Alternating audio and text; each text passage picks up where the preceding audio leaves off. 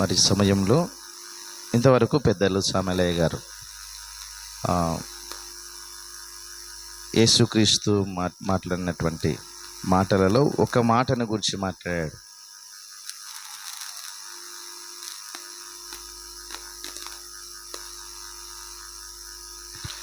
యేసుక్రీస్తు వారు సిలువలో వ్రేలాడబడినటువంటి ఇద్దరు మరి దొంగలు, ఒకరు కుడివైపు ఒకరు ఎడమవైపు ఉన్నటువంటి వారిని మనం చూస్తూ ఉన్నాం. వారిరువురిలో నిజంగా ప్రియులారా, యేసుక్రీస్తు వారు ఒక దొంగతో మరి మాట్లాడినటువంటి మాట అనుకోవచ్చు, లేదంటే వాగ్దానము అని చెప్పవచ్చు. నేడు నీవు నాతో కూడా పరదేశులో ఉందువు. ప్రభునందు ప్రియులారా, నిజంగా ఈనాటి కాలంలో పెద్దలు చెప్పినట్టుగా ఆలోచన చేస్తే చాలామంది పలు రకాలుగా పలు ఆలోచనలు, అనుమానాలు కదా, డౌట్స్, ఏవేవో డౌట్స్. బైబిల్ని మనము జ్ఞాపకం చేసుకుంటే ప్రియులారా, అది మన హృదయానికి కూడా అంతు చిక్కనటువంటి ఒక దైవ గ్రంథం. ఎంతోమంది మరి వక్తలు కదా, భక్తులు ఎంతోమంది బైబిల్ని చదువుతూ ఉన్నారు. చదివినటువంటి ప్రతి ప్రవక్తకు కావచ్చు, దైవజనులకు కావచ్చు, అది ఎవరికైనా కూడా బైబిల్ ఒక్కొక్కరికి ఒక్కో రకంగా, ఒక్కొక్కరితో దేవుడు అంటే పరిశుద్ధాత్మ దేవుడు ఒక్కొక్కరితో ఒక విధంగా మాట్లాడేటువంటి దేవుడు. ఆయన అందరితో ఒకేలా మాట్లాడగలిగితే నిజంగా ప్రపంచానికంతటికీ ఒక్క యేసుక్రీస్తు వారు మాత్రమే బోధకుడు అని చెప్పవచ్చు కదా. ఏమంటారు మీలో? మరి దేవుడు ఒక్కడే కదా, నరునికి దేవునికి మధ్యవర్తి ఒక్కడే అని తెలియదు. ఈనాడు భూమి మీద ఉన్నటువంటి సేవకులలో, దైవజనులలో చాలామంది దైవజనులు ఉన్నారు. చాలామంది దేవుని వాక్యాన్ని అనర్గళంగా మాట్లాడగలిగేటువంటి మరి దేవుని సేవకులు ఉన్నారు. గనులైనటువంటి దైవజనులు కూడా ఉన్నారు. అయితే ప్రభునందు ప్రియులారా, దేవుడు తన భక్తుల ద్వారా, తన యొక్క సేవకుల ద్వారా ఎప్పుడు ఎలా ఏ విధముగా మాట్లాడుకుంటాడో ఆ యొక్క సంఘాన్ని బట్టి కానీ, ఎదుట ఉండేటువంటి ప్రజలను బట్టి కానీ, ప్రాంతాన్ని బట్టి కానీ కదా, వివిధ రకాలుగా మాట్లాడేటువంటి పరిస్థితులు మనం చూస్తూ ఉన్నాం. ప్రభునందు ప్రియులారా, ఇక్కడ రెండవ దొంగతో యేసుక్రీస్తు వారు చెబుతున్న మాట ఏమిటంటే, నేడు నీవు నాతో కూడా పరదేశంలో ఉండు అనేటువంటి మాటను మరి తెలియజేస్తూ ఉన్నాడు. నిజంగా చాలామంది చాలా రకాలుగా వాక్యము, ఒక రకంగా చెప్పాలంటే ప్రియులారా, బైబిల్ తెలిసిన వాళ్ళు ఉన్నారు, తెలియని వాళ్ళు ఉన్నారు. ఎవరెవరంటే రెండు రకాల గుంపులు. ఎవరెవరు? వాక్యము తెలిసిన గుంపు ఉంది, తెలియని గుంపు కూడా ఉంది. వాక్యము తెలిసి తెలియని గుంపు కూడా ఒక గుంపు ఉంది. మనకందరికి తెలిసి రెండే గుంపులు. మూడవ గుంపు ఏంటంటే ప్రియులారా, వాక్యము తెలిసి తెలియని, కొంత తెలుసు కొంత తెలీదు. ఈ కొంతలోనే వచ్చిందంట చిక్కంతా కూడా. ఎక్కడుందంట? ఈ కొంచెంలోనే వచ్చిందంట చిక్కు. ఎలాంటి చిక్కు అంటే ప్రియులారా, తోమాకుండేటువంటి ఆ యొక్క అనుమానపు స్థితి ఈనాడు దాదాపుగా చాలా మందిలో కూడా ఉంది ఈ అలవాటు. ఎందుకు ఈ మాటలు చెబుతున్నానంటే ప్రియులారా, యేసుక్రీస్తు వారు సిలువలో ఉన్నప్పుడు ఈ ఇద్దరి దొంగల్లో మొదటి దొంగనేమో దేవుణ్ణి దూషిస్తాడు. రెండవ దొంగ మరి ఆ యొక్క దూషించినటువంటి వ్యక్తిని గురించి మాట్లాడుతూ ఏమంటాడంటే, నీవు నేను అదే శిక్షా విధిలో ఉన్నాం. ఏమంట? నీవు నేను మరణానికి చాలా దగ్గరగా ఉంటున్నాం. ఇకనైనా నీ జీవితాన్ని నీవు మార్చుకోవా? ఈ యేసుక్రీస్తు వారి గురించి నేను నీవు కూడా విన్నాం, మన ఇద్దరము విన్నాం.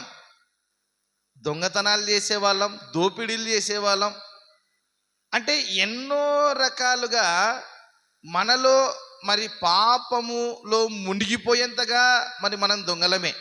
కానీ ఇక్కడ మన ఇద్దరి మధ్యలో ఉన్నాడు చూడు, ఈయన నీతిమంతుడు. ఎవరు ఒప్పుకుంటున్నారు ఇక్కడ? రెండవ దొంగ ఒప్పుకుంటున్నాడు. చూడండి, ఆ మాటని జ్ఞాపకం చేసుకున్నట్టయితే లూకా సువార్త 23వ అధ్యాయము లూకా సువార్త 23వ అధ్యాయము 39 నుంచి మనం చూద్దాం. వ్రేలాడదీయబడిన ఆ నేరస్తులలో ఒకడు ఆయనను దూషించుచు, ఎవరంట? ఒకడే. ఇద్దరు దూషించారా? ఒకడే దూషించాడు. దూషించుచు, నీవు క్రీస్తువి గదా, నిన్ను నీవు రక్షించుకొనుము, మమ్మును కూడా రక్షించుమని చెప్పాను. ఇక్కడ మొదటి దొంగలో అనుమానం ఉంది. మొదటి దొంగలో ఈయన నిజంగా దేవుడు కదా, ఈయన దేవుని కుమారుడు కదా, నిన్ను నీవు రక్షించుకొని మమ్మల్ని కూడా రక్షించు. ఏమంట? ఆనాడు అపవాది ఎప్పుడైతే యేసుక్రీస్తు వారిని అరణ్యంలోనికి కొనిపోబడి ఆనాడు శోధించింది కదా అపవాది, ఆనాడు యేసుక్రీస్తు వారిని శోధించింది. ఏమని? ఆకలితో ఉన్నప్పుడు రొట్టెల్ని వేసుకొని తినమని చెప్పింది. దేవాలయం మీదకి తీసుకెళ్ళి మరి నీవు క్రిందికి దుమ్ముకుము, మరి నీ పాదములు ఎన్నడూ కూడా ఈ రాయికి తగలకుండా నీ దూతలు నిన్ను ఎత్తిపట్టుకుంటారు కదా అని అప్పుడు యేసుక్రీస్తు వారిని మరి యేసుక్రీస్తు వారిని మరి అవమానించే రీతిలో, అంటే యేసుక్రీస్తు వారు ఎక్కడ పాపములోనికి నెట్టివేయాలా అని అపవాది ఆనాడు కూడా చూసింది. అలాగే మరి చాలామంది కూడా యేసుక్రీస్తు వారి విషయంలో మరి ఆయన మరి జీవించినటువంటి సంవత్సరాలలో కానీ, సువార్త ప్రకటించినటువంటి 33.5 సంవత్సరాలలో కానీ మళ్ళీ చాలా రకాలుగా యేసుక్రీస్తు వారిని గురించి పలు రకాలుగా, ఒకరు మంచి వాళ్ళని, కొందరిని చెడ్డవాడని, ఈయన కొందరు ప్రవక్త అని, ఈయన మెస్సయ్య అని, ఈయన దేవుని కుమారుడని ఎంతో మందికి ఎన్నో రకాల ఆలోచనలు. ఈనాడు మనంలో కూడా ప్రియులారా, మనందరిలో కూడా ఒకరి ఆలోచనలు ఒకరికి తెలియవు. మన పక్కవాడు ఏమనుకుంటున్నాడో మనకు తెలియదు, మనమేమనుకుంటున్నామో మన పక్కవారికి కూడా తెలియదు. అందుకే ఇక్కడ ఏమంటున్నాడంటే ప్రియులారా, ఈ దొంగ అంటున్నాడు, నీవు నిజంగా దేవుని కుమారుడవైతే, క్రీస్తు అయితే, అంటే యేసుక్రీస్తుతోనే సవాల్. ఏమంట? యేసుక్రీస్తుతోనే సవాల్. ఈనాడు చాలామంది ఈ పంతాలోనే ఉన్నారు, ఈ యొక్క పరదాలోనే ఉన్నారు. ఏమంటారంటే, నిజంగా నీవు దేవుని కుమారుడవైతే నాకు పలాంది కావాలి, నిజంగా నీవు దేవుడవైతే నేను అడిగింది నాకు ఇవ్వాలి, నిజంగా నీవు దేవుడవైతే మరి నిజంగా నాకు ఇది పలాంది నాకు ఇస్తానని చెప్పావు, నాకు అది కావాలి, అది ఇవ్వకపోతే నీవు దేవుడవు కాదు కదా. ఇలా మానవుని యొక్క ఆలోచనలు, మనిషి యొక్క తలంపులంతా కూడా చెడ్డవండి. మానవునిలోని తలంపులన్నీ కూడా చెడ్డవి. ఎందుకు చెడ్డవంటే, దేవుడు నరులను యథార్థవంతులుగా పుట్టించాడు, కానీ నరుడే వివిధ రకాల తంత్రములను ఏర్పాటు చేసుకున్నాడు. అందుకే ప్రభునందు ప్రియులారా, ఇక్కడ ఏమంటున్నాడంటే, నీవు నిజంగా దేవుని కుమారుడవైతే నిన్ను నీవు రక్షించుకో, మమ్మల్ని కూడా రక్షించు అంటున్నాడు. అప్పుడు రెండవ దొంగ మాట్లాడుతున్నాడు, ఒరేయ్ నీవు కూడా ఇదే శిక్షా విధిలో ఉన్నాంరా, మనం కూడా చచ్చిపోతున్నాంరా, కొద్దిసేపు ఉంటే మరణిస్తాము, కొద్దిసేపు ఉంటే ఈ లోకాన్ని విడిచిపెట్టి వెళ్ళిపోతాము, కానీ ఈయన నిజంగా దేవుని కుమారుడు, ఈయన నిజంగా నీతి. మనం చూడండి ఈ మాటను 40 వచ్చినాను. అయితే రెండవ వాడు వాడిని గద్దించి, నీవు అదే శిక్షలో విధిలో ఉన్నావు గనుక దేవునికి భయపడవా. ప్రియులారా, అక్కడ పిలాతును మనం చూస్తాం.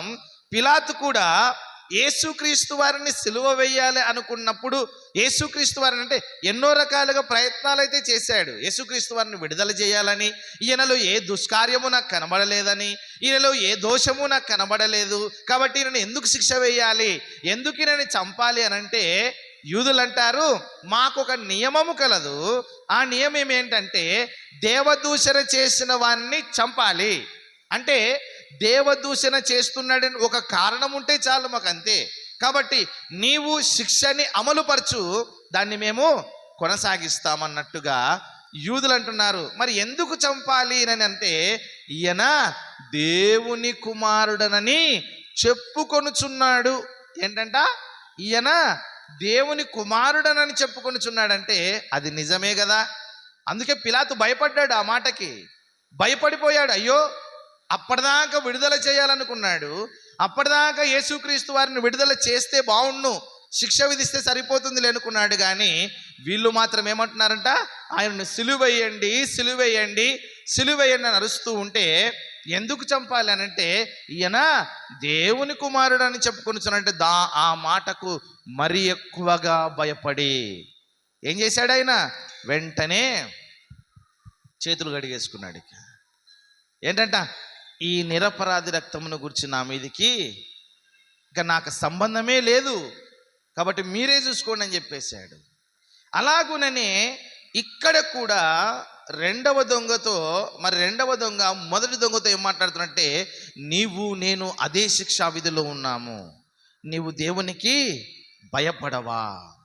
చూడండి, రెండవ దొంగ తనలో తానే యేసుక్రీస్తు వారిని చూసి ఎలా మారి ఉంటాడో తెలుసా ప్రియులారా? ఎలా మారిపోయి ఉంటాడో తెలుసా? యేసుక్రీస్తు వారిని గెత్సెమనేటువంటి తోటలో నుంచి ఎప్పుడైతే యేసుక్రీస్తు వారిని కయప దగ్గరికి, హేరోదు దగ్గరికి, అలాగే పిలాతు దగ్గరికి తీసుకొచ్చారో ఎన్నో రకాలుగా హింసించారు యేసుక్రీస్తు వారిని.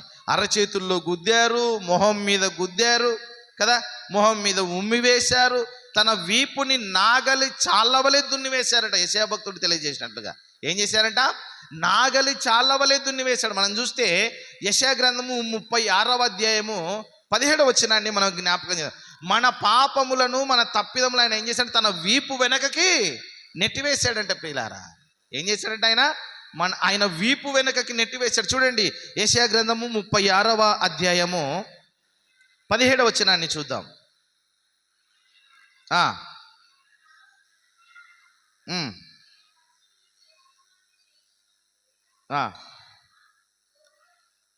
క్షమించండి, 35:17 చూడండి ఒకసారి. 35 లేదు,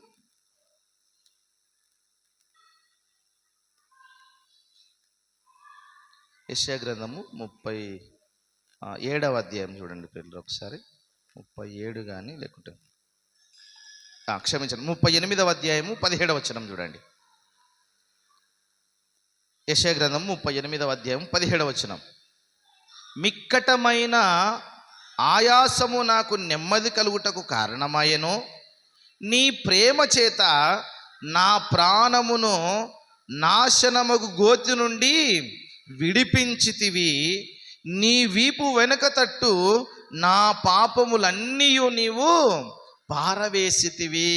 ఏమంటుంటే ప్రియులారా, ఇక్కడ మనం గమనించినట్టయితే నీ ప్రేమ చేత నా ప్రాణమును నాశనమగు గోతిలో నుండి విడిపించింది. ఇప్పుడు ఈ రెండవ దొంగ ఎలా యేసుక్రీస్తు వారిని రక్షకుడు అని కనుగొని ఉంటాడంటే ప్రియులారా, ఆ యొక్క యేసుక్రీస్తు వారు ఎన్నో రకాలుగా మరి ఆ యొక్క రోమా సామ్రాజ్యంలో ఉన్నటువంటి సైనికులు ఎన్నో రకాలుగా ఇబ్బందులు పెట్టినా, తన స్వజనులందరూ కూడా తనను సిలువకు అప్పగించండి అని చెప్పినా కూడా ఎక్కడ కూడా ఒక మాటైనను ఆయన మాట్లాడలేదు. కేవలము ప్రేమతోనే జయిస్తున్నాడంటే ప్రియులారా. సామాన్యంగా చూస్తే ఎవరైనా చచ్చిపోయేటప్పుడు ఈ రోమా సామ్రాజ్యంలో సిలువ మరణము అనేది చాలా గొప్ప శిక్ష. అంటే ఇప్పటిదాకా అలాంటి శిక్ష లేనే లేదు. ఇప్పటికీ మనం మహా చూస్తే ఏమంటారు? జీవిత ఖైదు లేకుంటే ఉరి శిక్ష అంటారు. అది తక్కువే. యేసుక్రీస్తు వారిని సిలువ మీద ఎక్కించి చంపడం అనేది మరి అప్పటి నుంచి కూడా చాలా భయంకరమైన శిక్ష. ఈ శిక్షలో కొంతమంది చచ్చిపోయినటువంటి వారు ఎవరైనా మరణానికి అప్పగిస్తే ఏం చేసేవాళ్ళంటే చనిపోయేటప్పుడు బూతులు తిట్టి చనిపోయేవాళ్ళంట ప్రియులారా. ఏం చేసేవాళ్ళంట? ఎందుకు? చచ్చిపోతున్నాం, ఏం చేయాలి? వాళ్ళ మీద ప్రతీకారం తీసుకోవాలంటే వాళ్ళు ఏం చేసేవాళ్ళంటే కొంచెం ప్రాణం ఉన్నా కూడా వారిని ఏదో ఒక విధంగా తిట్టడమో, ఏదో విధంగా మేము చస్తున్నాం అని చెప్పేసి ఆ యొక్క మరి పిలాతునైతేనేమి, లేదంటే హేరోదునైతేనేమి, అంటే ఆ యొక్క రాజ్యంలో ఉన్న అధిపతులను అందరినీ కూడా, సైనికుల్ని కూడా తిట్టేవాళ్ళంట ప్రియులారా. కానీ యేసుక్రీస్తు వారు మౌనముగా ఉన్నాడు. ఎలా ఉన్నాడంట? మౌనముగా ఉన్నాడు. తన నోట నుంచి ఒక మాట అయినను రాలేదంట ప్రియులారా.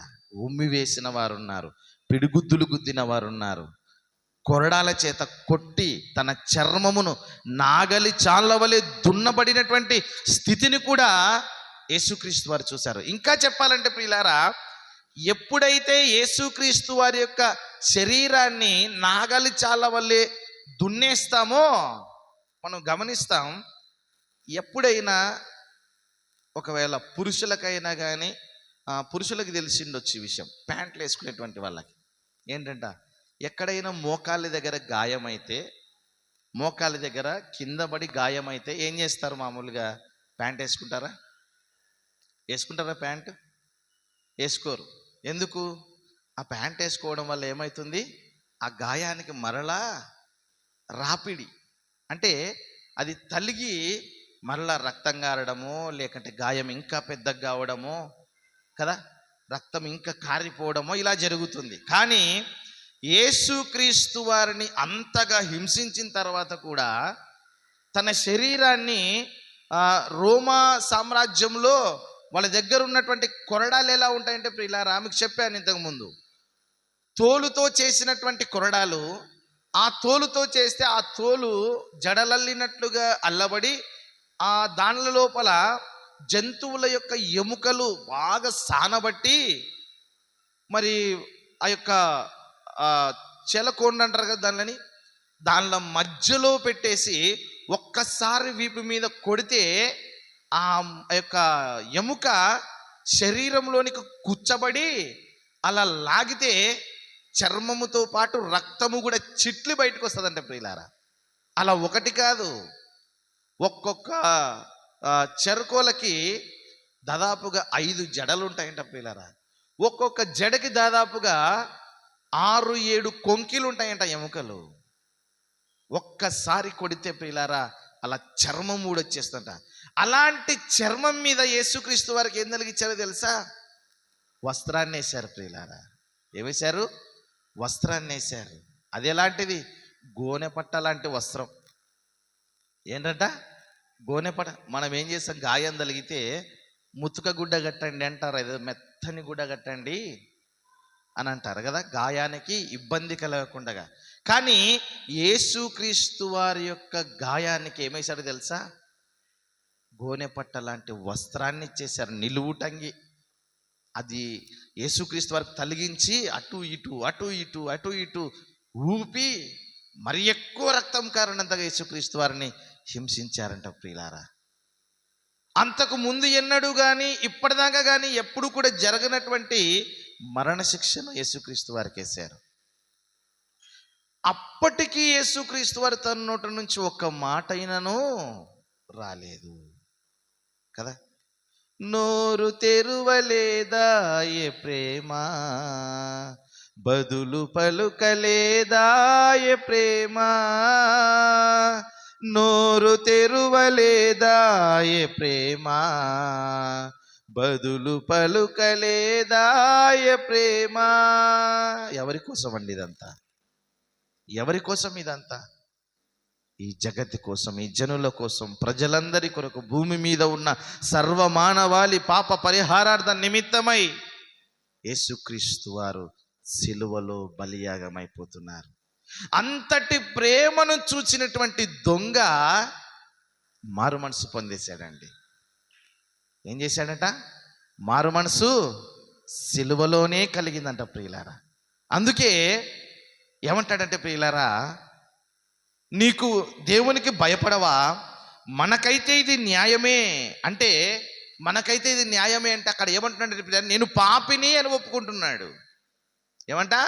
రెండవ దొంగ ఏమన్నంటే అంటాడు కదా, పౌలు గారు అంటారు, పాపులలో నేను ప్రధాన పాపిని అని అంటాడు. ఇక్కడ దొంగ కూడా ఏమంటున్నాడంటే, ఈ శిక్ష మనకు న్యాయమే అంటే దాని అర్థమైంది, నేను నీవు పాపులమురా, దుర్మార్గులమురా, దుష్టులమురా, ఇది మనకు జరగాల్సిందే. అక్కడ ఏంటంట?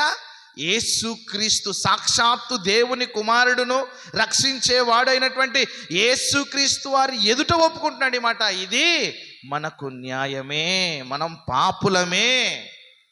రెండవ దొంగ చెప్తున్నాడు ప్రియులారా. ఆ మాట చెప్పిన తర్వాత చూడండి, మనము చేసిన వాటికి తగిన ఫలము పొందుతున్నాము కానీ ఈయన ఏ తప్పిదము చేయలేదు. ఏంటంట? మనమైతే పాపం చేశామురా, దానికి తగిన ఫలితాన్ని ఈ సిలువలో పొందడానికి మనం పాపాత్ములం కాబట్టి ఈ సిలువలో బలి కావాల్సిందే. మనం తగిన ఫలం మనం పొందాల్సిందే. కానీ ఈయనలో ఏ తప్పిదము లేదు అని అంటే దాని అర్థం ఏంటో తెలుసా? ఈయన నీతిమంతుడు. దేవుని స్తోత్రం చెబుదాం ప్రియులారా. హల్లెలూయా, హల్లెలూయా. ఏమంట? రెండవ దొంగ మాట్లాడుతున్న మాటలు ఏంటంట? ఈయనలో ఏ తప్పిదము లేదంటే ఈయన నీతిమంతుడు, ఈయన రక్షకుడు, ఈయన విమోచకుడు. అక్కడ ఒప్పుకుంటున్నాడు ప్రియులారా. ఇంతకంటే పాపక్షమాపణ ఇంకేం కావాలి? ఇంతకంటే రక్షణ పొందుకోవడానికి ఇంకేం కావాలి అంటారు. పెద్దలు చెప్పారు ఇందాక, ఆయన బాప్తిసం తీసుకోలేదుగా, ఆయన ప్రభు బల తీసుకోలేదుగా. అరే, యేసు క్రీస్తు వారే సాక్షాత్తు ఎదురుగా ఉండి తన నోట్లో నుంచి వచ్చిన మాటనే బాప్తిస్మము కాదా? తన నోట నుంచి వచ్చిన మాట ఏంటి? నేడు నీవు నాతో కూడా పరదేశులో ఉందువు. దేవుని స్తోత్రం చెబుదాం ప్రియులారా. ఏంటంట? నేడు నీవు నాతో కూడా. ఎవరు చెప్పారు? దైవజనుడు చెప్పలే, ఓ ప్రవక్త చెప్పలే, అపోస్తలులు చెప్పలే. ఎవరు చెప్పారు?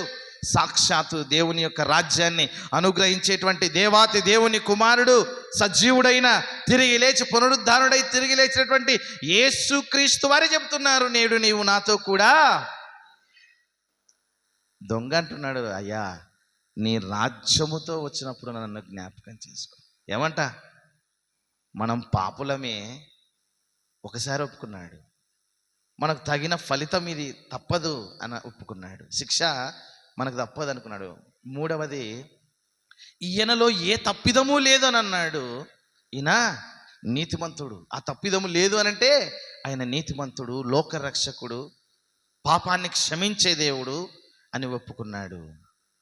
నాలుగవది ప్రియులారా ఏంటో తెలుసా? యేసు అంటే రక్షకుడా, నీవు నీ రాజ్యముతో వచ్చినప్పుడు నన్ను జ్ఞాపకం చేసుకో. వస్తాడండి ఆయన, రెండవ రాకడలో వస్తాడు ఆయన, మధ్య ఆకాశంలోనికి వస్తాడు. ఆయన రాజ్యముతో న్యాయపీఠం ఎదుట నిలబడడానికి వస్తాడు ఆయన. అప్పుడన్నా జ్ఞాపకం చేసుకో ప్రభు అంటున్నాడు ఈ దొంగ. ఏమన్నాడు? అప్పుడు జ్ఞాపకం చేసుకో ప్రభువా. నీవు మరలా వస్తావు చూడు లోకం మీదకి, ఎవరెవరికి ఏది ఇవ్వాలో, ఎవరెవరికి ఏ ప్రతిఫలాన్ని ఇవ్వాలో వస్తావు చూడు ప్రభువా, అప్పుడు జ్ఞాపకం చేసుకో నన్ను చాలు. అందుకే ప్రియులారా, చిట్ట చివరి క్షణములో నిజమైన రక్షకుని కనుగొన్నాడు రెండవ దొంగ. ఈనాడు మనం ఎలా ఉన్నామో తెలుసా? తోమా వలె ఉన్నాం. ఏమంటాడంటే యోహాను సువార్త 14వ అధ్యాయంలో అంటాడు, మీ హృదయములను కలవరపడనీయకుడి అంటాడు. చూడండి, ఆ మాటని జ్ఞాపకం చేసుకుందాం.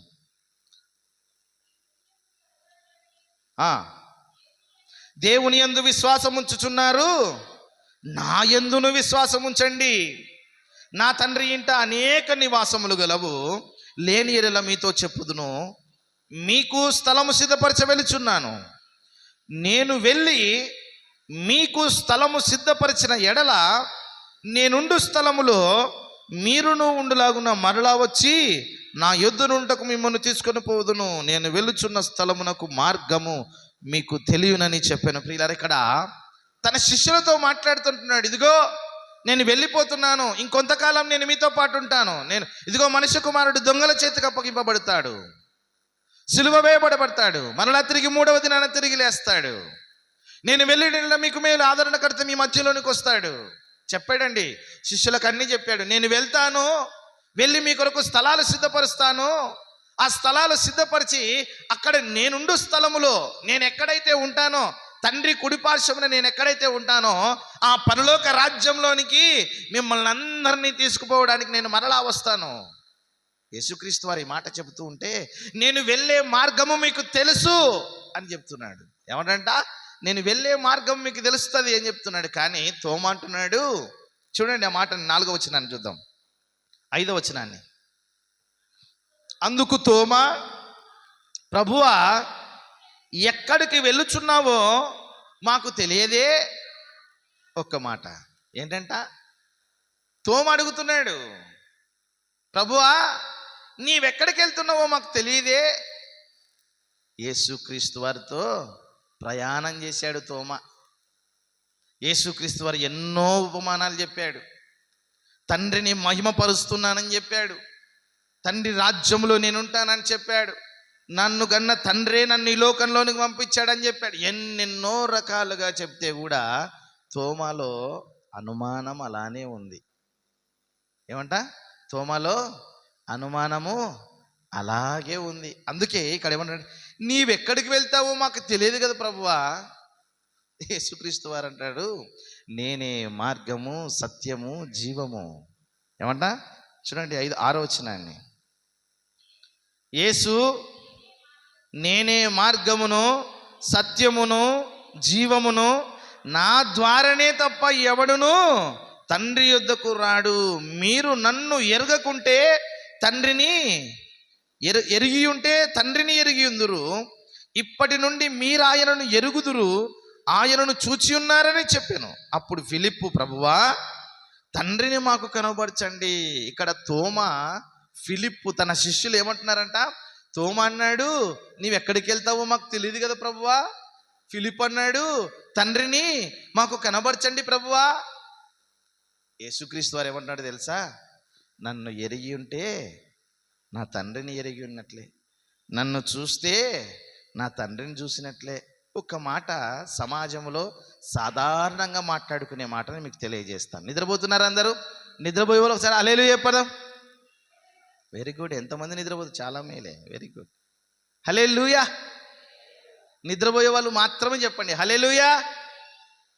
నిద్రపోయే వాళ్ళు మాత్రం చెప్పారంటే నిద్ర, సరే ఓకే రైట్. ప్రియులారా, ఇక్కడ సామాన్యంగా మనం మాట్లాడుకునే భాషలో చెబుతాం. తాత ఉన్నాడు, తాతకి కుమారుడు ఉన్నాడు, కుమారునికి మనవడు ఉన్నాడు. ఎవరెవరంట? తాత, తాత కొడుకు, కొడుకు యొక్క పిల్లవాడు. ముగ్గురు కదా, 3 తరాలు అనుకుందాం. ఈ 3 తరాల్లో తాతతో పాటు ప్రయాణం చేసిన వాళ్ళందరూ ఉంటారు. తాతతో ప్రయాణం చేసిన వాళ్ళందరూ ఉంటారు. అప్పుడు తాత చనిపోయాడు అనుకుందాం. తాత కుమారునికి మనవడు పుట్టింటాడు కదా. మనవడు తాత చేసే శాస్త్రాలు చేస్తుంటే ఏమంటారు? ఏమంటారు సామాన్యంగా? వీడికన్నీ అలా తాత పోలికలేరా అంటారా లేదా? అంటారా? వీడికన్నీ అలా తాత పోలికలే, అచ్చం నాలుక నుంచి ఊడిపడినట్టున్నవారు అంటారా లేదా? అంటే వాళ్ళ తాతని చూడని వాళ్ళు ఎవరిని చూసి నేర్చుకోవాలంట? ఈయన్ని చూసి, మనవన్ని చూసి నేర్చుకోవాలి. అంతేనా? తాతను చూడని వాళ్ళు ఇలానే ఉంటారా, ఇలాగే ఉంటాడు. ఎలాంటి వాళ్ళ తాతది ఎంత పెద్ద హృదయమో తెలుసా? ఇంటి ముందుకు వచ్చిన వాళ్ళకి అన్నం పెట్టందే పంపించాడు వాళ్ళ తాత. సేమ్ వాళ్ళ తాత బుద్ధే వీడికి వచ్చిందిరా అంటారా లేదా? దేవుడు కూడా, యేసుక్రీస్తు వారు కూడా ఏమంటున్నారంటే, నన్ను చూచినవాడు నా తండ్రిని చూసినట్లేక. ఫిలిప్పుతో చెప్తున్నాడు, తోమాతో చెప్తున్నాడు. అందుకేనేమో తోమా మన దేశానికి వచ్చాడు. అనుమానం, అందరికీ అనుమానం. మన ఇండియాకి వచ్చాడు కదా. ఎవరు వచ్చారు ఇండియాకి? తోమానే వచ్చాడు, అనుమానస్తుడు. కానీ నమ్మాడండి, చాలా గొప్పగా నమ్మాడు. సువార్తను ప్రకటించాడు, దేవుని రాజ్యాన్ని విస్తారంగా ప్రకటించాడు, దేవుని సేవలో హతసాక్షిగా నిలిచిపోయాడు. అనుమానం ఉండవచ్చు ప్రియులారా, కానీ దేవుని మీద అనుమానం ఉండకూడదండి. ఈ తోమ కూడా అనుమానస్తుడు. మనం ఇంకా గమనిస్తే ప్రియులారా, ఈ 2వ దొంగ బాప్తిస్మము తీసుకోకుండానే ఎలాగ వెళ్ళిపోతాడు కదా. ఇప్పుడు మనకు అర్థమైందే, సాక్షాత్తు దేవుని కుమారుడే, రక్షించేవాడే, విమోచకుడే, పాపుల కొరకు ప్రాణం పెట్టిన యేసుక్రీస్తు వారే తన నోట నుండే వాగ్దానం చేశాడు. ఏమన్నాడు? నేడు నీవు నాతో, ఊరికే అనలేదండి, ఊరికే ఆ పక్కన అంటే నీవు నాతో కూడా పరదేశంలో ఉందని చెప్పలే. ఒప్పుకున్నాడు దొంగ, తన పాపాన్ని ఒప్పుకున్నాడు, నిజమైన దేవుడు యేసుక్రీస్తు వారిని ఒప్పుకున్నాడు. తర్వాత ఆయన మరలా తిరిగి 2వ రాకడలో వస్తాడని తెలుసుకున్నాడు. ఈ 3 తెలుసుకున్నాడు కాబట్టే దేవుడు నోటి ద్వారానే బాప్తిసం ఇచ్చేసాడు. ఇక తన నోటి ద్వారానే ఇచ్చేసాడండి. నీవు నాతో కూడా పరదేశంలో ఉంటావు. ప్రభునందు ప్రియులారా, ఇంకో వ్యక్తిని కూడా మనం చూస్తాం. లూకా సువార్త 19వ అధ్యాయంలో జక్కయ్యని చూస్తాం. జక్కయ్య ఎవరంట? జక్కయ్య సుంకపు గుత్తదారుడు, దుర్మార్గుడు, ఎవరంట? సుంకపు గుత్తదారుడు, దుర్మార్గుడు. జక్కయ్య ఎలాంటి వాడో అక్కడ ఉన్నటువంటి జనాంగానికి అందరికీ తెలుసు.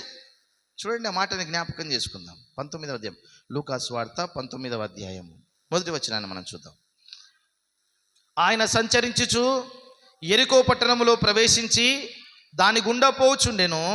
ఇదిగో సుంకపు గుత్తదారుడును ధనవంతుడునైన జక్కయ్యను పేరుగల ఒకడు యేసు ఎవరో అని చూడగోరెను గాని పొట్టివాడైనందున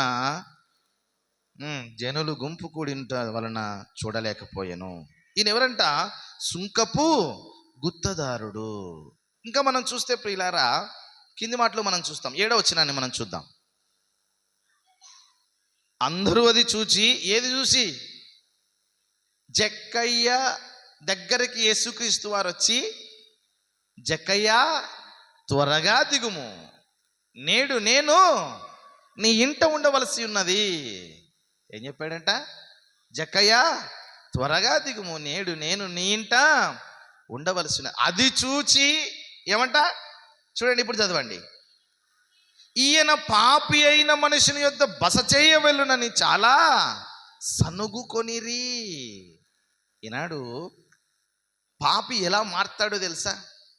పాపాత్ముడు ఎలా మారిపోతాడో తెలుసా ప్రియులారా? కొంతమంది కఠినంగా మాట్లాడే వాళ్ళు ఉంటారు, కొంతమంది కొట్టి చెప్పి. ఈనాడు మనం చూస్తాం, పోలీస్ వ్యవస్థను చూస్తాం.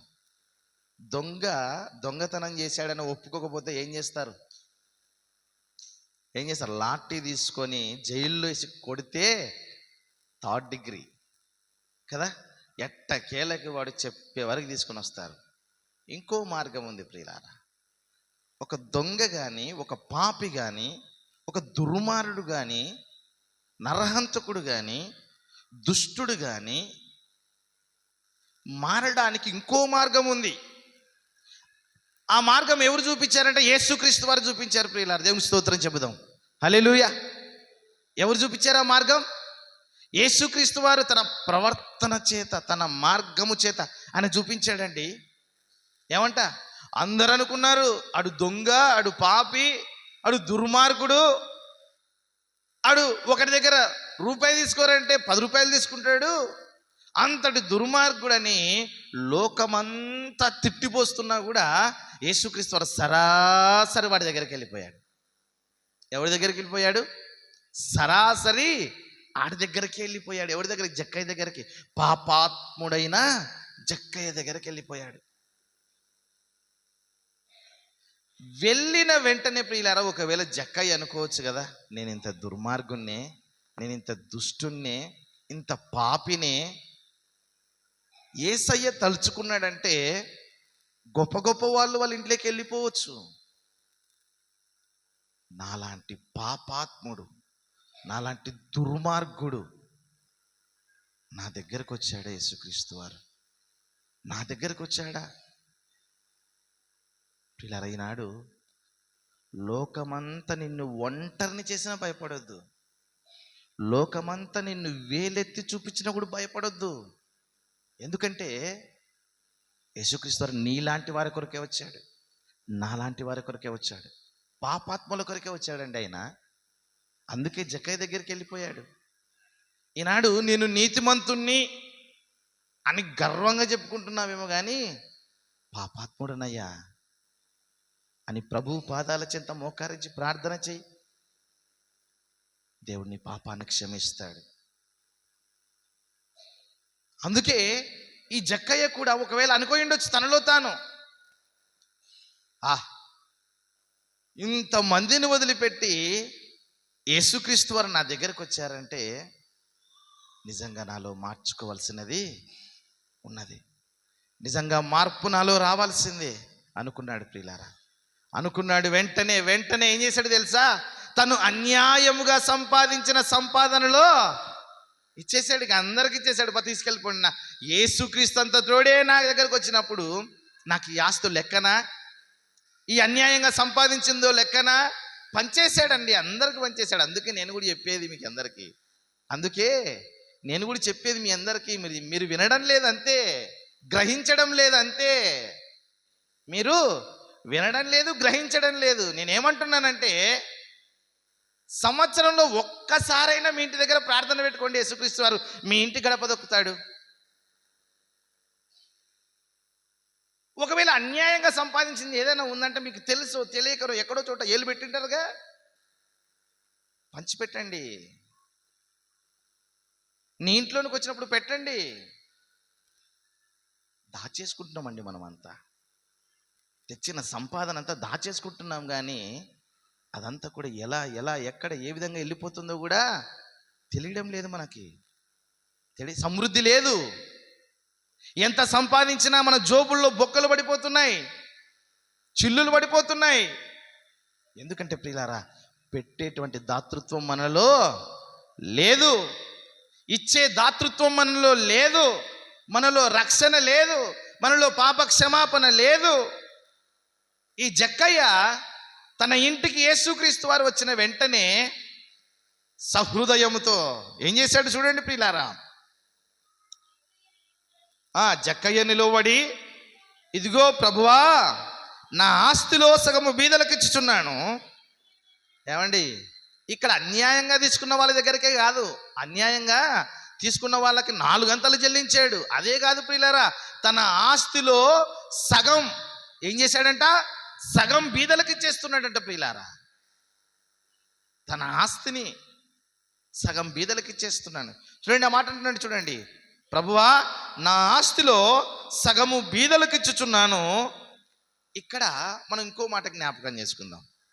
ఒక యవ్వన ధనవంతుడు యేసుక్రీస్తు వారి దగ్గరకు వచ్చి మోకాళ్ళ మీదుండి ఓ మాట అడుగుతాడు, ప్రభువా, నిత్య జీవానికి సద్బోధకుడా, నిత్య జీవానికి వారసుని కావాలంటే నేనేం చేయాలి అని అంటే, యేసుక్రీస్తు వారు ధర్మశాస్త్రంలో ఉన్న ఆజ్ఞలన్నీ చెప్తాడు. అప్పుడు ఈ యవనస్తుడు అంటాడు, ఇవన్నీ నేను బాల్యము నుండే ఏంటంట, ఇవన్నీ నేను బాల్యము నుండే అనుసరిస్తున్నాను అని అంటాడు. అప్పుడు యేసుక్రీస్తు, నీలో ఒకటి కొదువగా ఉంది. ఏంటది అని అంటే, నీ ఆస్తి నమ్మి బీదలకి. ఏమంటాడు? నీ ఆస్తి నమ్మి బీదలకి అని అంటే, మిగల ధనవంతుడై ఉన్నాడు కాబట్టి, మిగుల ఆస్తి గలవాడు కాబట్టి తన మొహమును చిన్నబుచ్చుకొని వెళ్ళిపోయాను. ఏంటంటే, ఇక్కడ కాదండి మనం ధనం సంపాదించుకోవాల్సింది.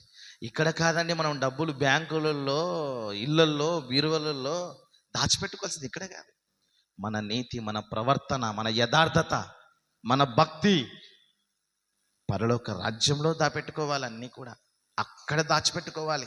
అంటే నీవు చేసేటువంటి ధర్మ కార్యాలు కానీ, ప్రార్థనలు కానీ, అనేకులకు వినిపించేటువంటి వాక్యాలు కానీ ఎలా వెళ్తే ఆర్థికంగా సహాయం చేయాలి. దేవుని కూటాలకి, దేవుని మందిరానికి సహాయం చేయాలి. నీ కుటుంబం ద్వారా ఇంకా అనేక మంది వాక్యాన్ని వినిపించేటంతగా నీవు ఆర్థిక సహాయం చేయాలి. ఈనాడు చేయలేకపోతున్నావే.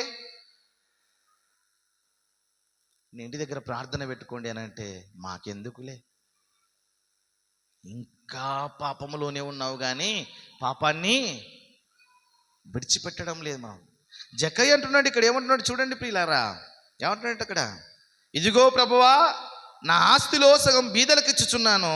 నేను ఎవరి యొద్దనైనను అన్యాయముగా దేనినైనను తీసుకొని అతనికి 4 గంటలు మరలా చెల్లిస్తాను. ఏమంట? బీదలకు ఇస్తున్నాడు తన ఆస్తిని, అన్యాయంగా తీసుకున్న వాళ్ళకు కూడా 4 గంటలు చెల్లిస్తున్నాడు ప్రియులారా. 4 గంటలు. ఈనాడు మనం అది ఇవ్వగలుగుతామా? ఇస్తామా ప్రియులారా? సంపాదించింది దాచిపెట్టి రోగాలకి కదా, రోగాలకి, చదువులకి, ఇళ్ళకి, తిన్నీక, తాగనీక, తిరగనీక కదా, దీనిలకే. ఏనాడైనా నీవు సంపాదించిన సంపాదనలో, నా ఇంటి దగ్గర ఒకరోజు నేను కృతజ్ఞత కోడిక పెట్టుకొని నా కుటుంబం ద్వారా నేను దేవుని వాక్యాన్ని ప్రకటించాలి. కనీసం నా ఇంటి దగ్గర పెట్టినప్పుడు ఒక ఆత్మ రక్షింపబడినా కూడా నాకు అది ఆశీర్వాదం, నా కుటుంబానికి అది ఆశీర్వాదం అని ఏనాడైనా నీవు తలంచుతున్నావా?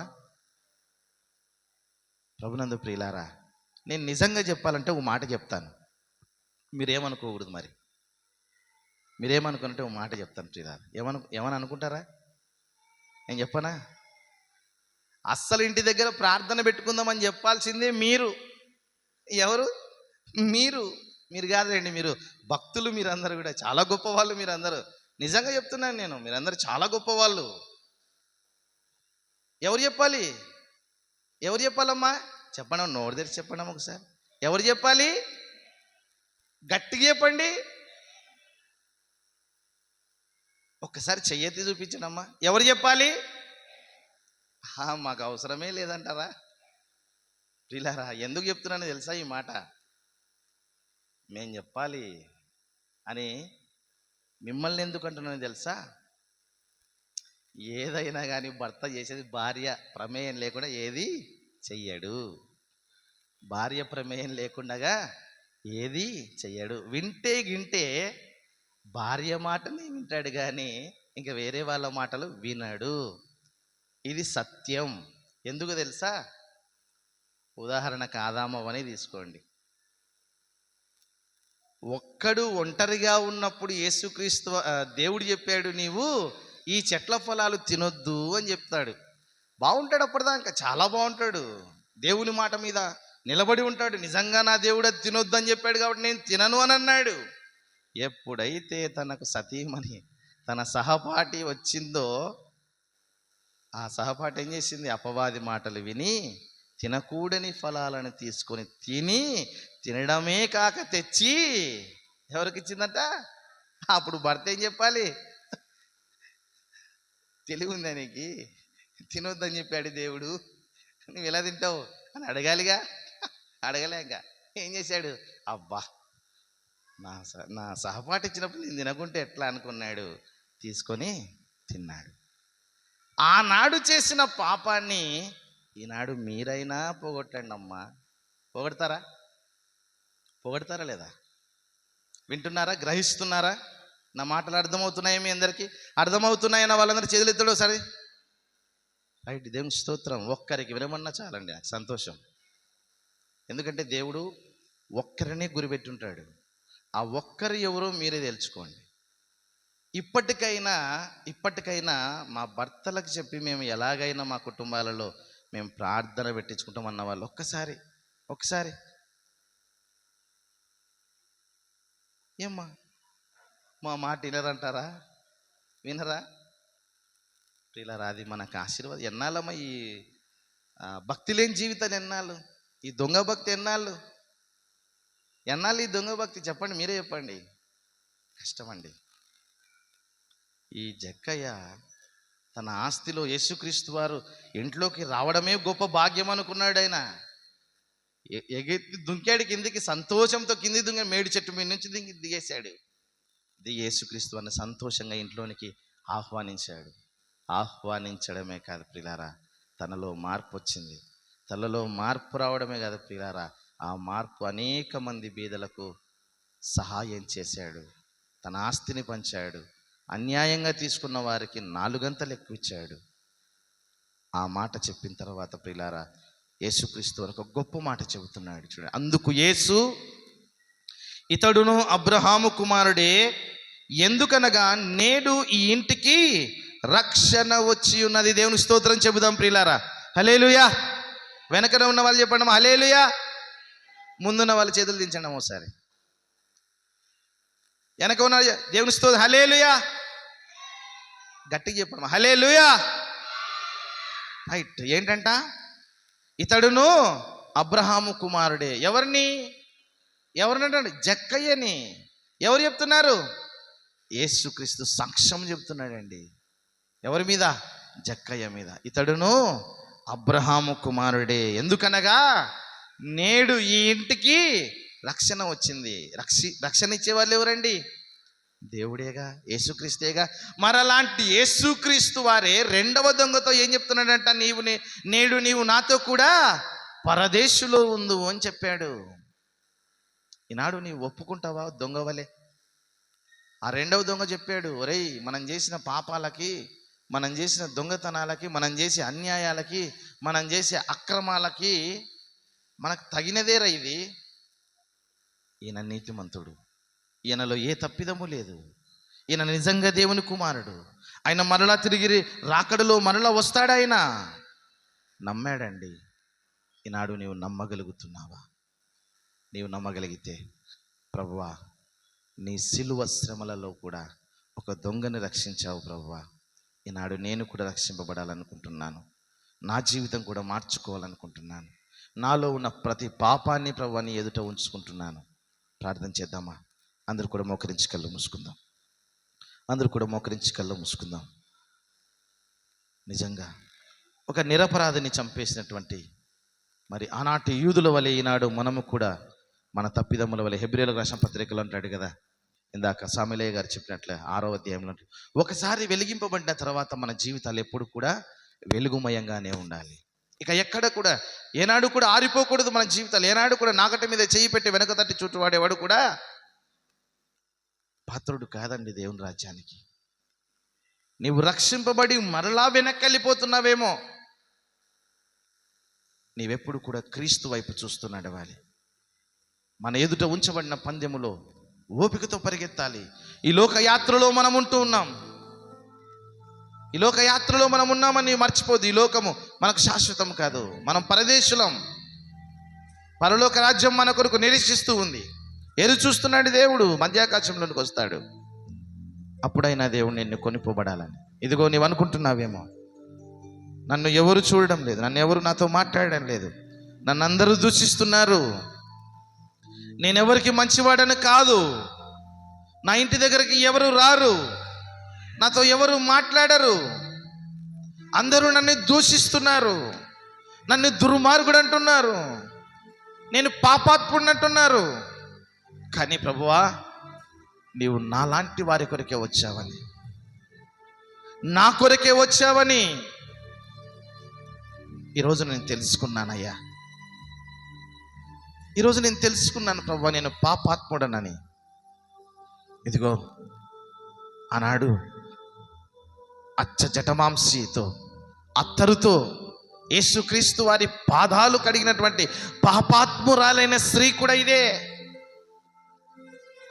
యేసుక్రీస్తు వారు ఆమెతో, నీ విస్తారమైన పాపములు క్షమించబడ్డాయి.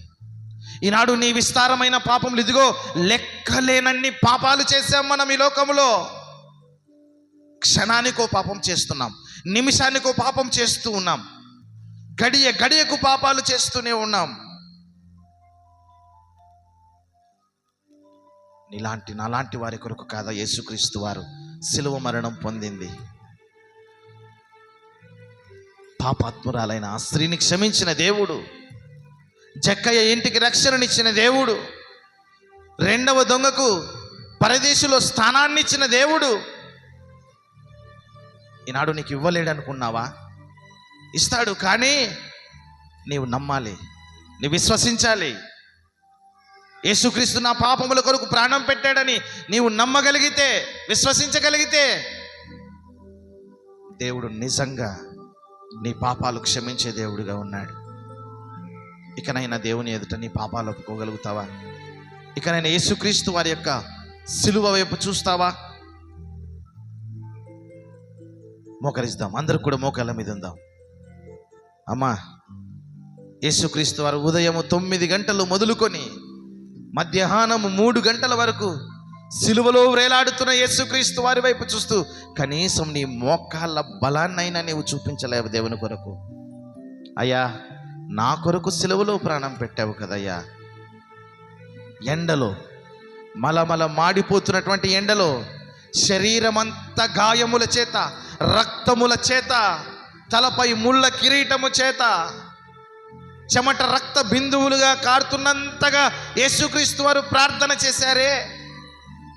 ఈనాడు కనీసము దేవుని కొరకు నీ శరీరాన్ని నల్లగొట్టుకోవడానికి మోకరించలేకపోతున్నావంటే ఎంత దౌర్భాగ్యమైన స్థితిలో నీవు ఉన్నావో, ఎంత బలహీనపడిన స్థితిలో ఉన్నావో. ఇకనైనా ప్రభువా, నీ రక్తము నా కొరకే కదా ప్రభువా.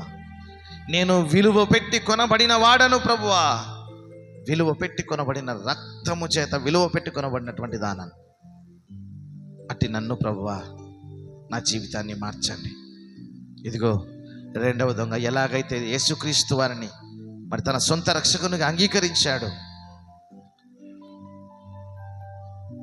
ఇప్పుడు నీవు కూడా అంగీకరించు, కన్నీరు కార్చు. నిన్నందరూ దూషిస్తున్నారా?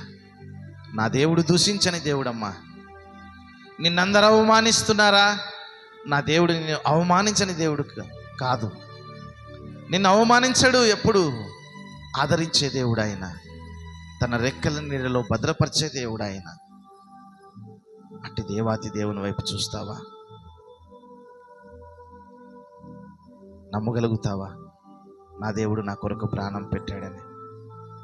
ఇదిగో నీవు నమ్మావు అనంటే ఆయన రెండవ రాకడలో ఆయన రాజ్యముతో వచ్చినప్పుడు నిన్ను కూడా ఆయన లేవనెత్తుకుంటాడు. పరిశుద్ధుల సహవాసంలో నిన్ను ఆయన లేవనెత్తుకొని తన రాజ్యములో ఉంచుకుంటాడు. అట్టి భాగ్యం నీకు కావాలి అని అంటే ప్రార్థన చేయి. ఇదిగో యేసుక్రీస్తు వారి చేతిలో ఏది లేదండి, కేవలం ఒక ప్రేమ మాత్రమే ఉంది. ప్రేమతోనే జయించాడు లోకాన్ని.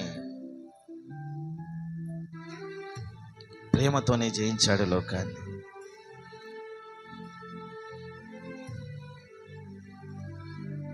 నీవు కూడా ఒకవేళ క్షమించగలిగే గుణం నీలో ఉందా? ప్రేమించగలిగే గుణం నీలో ఉందా? శత్రువునైనా క్షమించగలిగే గుణం నీలో ఉందా? క్రీస్తుని పోలి నడుచుకుందామా? క్రీస్తు మహిమ నిమిత్తమై మన బ్రతుకును మార్చుకుందామా? అలా మార్చుకోగలిగితే ప్రార్థన చేద్దాం. అందరూ కూడా అలాగే నిశ్శబ్దంగా ఉన్నట్లయితే ఈ సమయంలో మరి మన మధ్య ఉన్నటువంటి మరి సహోదరులు మరి ఇమానుయేల్ అన్న గారు మరి ప్రార్థనలో నడిపిస్తారు.